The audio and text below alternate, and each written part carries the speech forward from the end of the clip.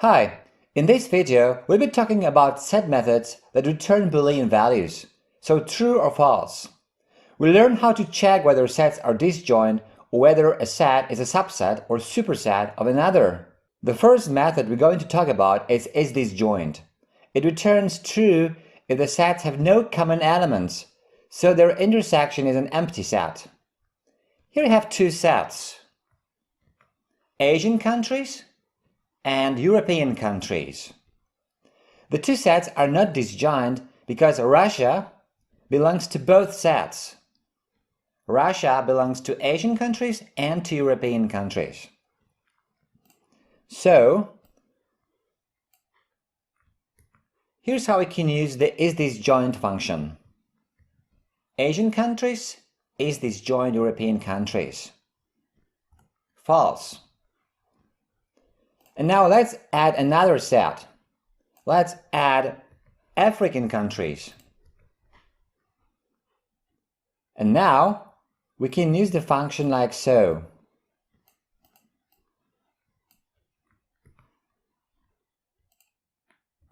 African countries is disjoint Asian countries. And this time we get true.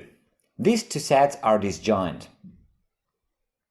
The next two methods, subset and superset, are used to check whether a set is a subset or superset of another respectively.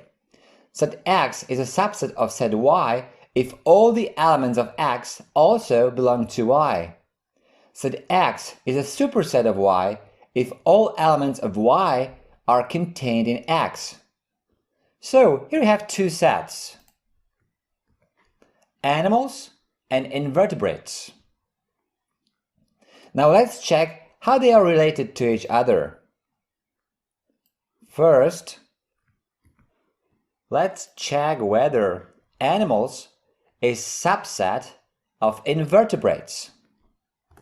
False, because the elements of animals are not contained in invertebrates. How about the other way around? Maybe invertebrates is a subset of animals. Yeah, that's right. Now let's check whether animals is a superset of invertebrates. It's true. And of course, the opposite, invertebrates is superset of animals, must be false. We can also use some shortcuts to check whether a set is a subset or superset of another set. The comparison operators. Here they are. X is less or equal to Y means X is a subset of Y. X is less than Y means X is a proper subset of Y. A proper subset means that subset contains fewer elements. If a subset is not a proper one, it may contain fewer elements or the same number of elements. In the latter case, both sets contain the same elements. So, any set is a subset and a superset of itself, but not a proper one.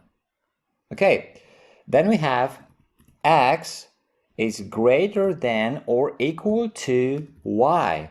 This means X is a superset of Y. And of course, we also have X is greater than Y, which means X is a proper superset of Y. And now let's have a look at the two sets again, animals and invertebrates, this time using the comparison operators. So, animals is greater than or equal to invertebrates, which means animals is a superset of invertebrates. And this is true. Well, but is it a proper superset? Let's check it out. So, animals is greater than invertebrates. Yes, this is true. It is a proper superset because it contains more elements than invertebrates.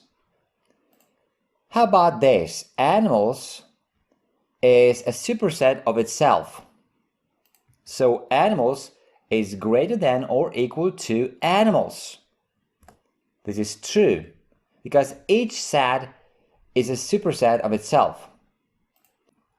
But is animals a proper superset of itself? No, it isn't, because it doesn't contain more elements than itself.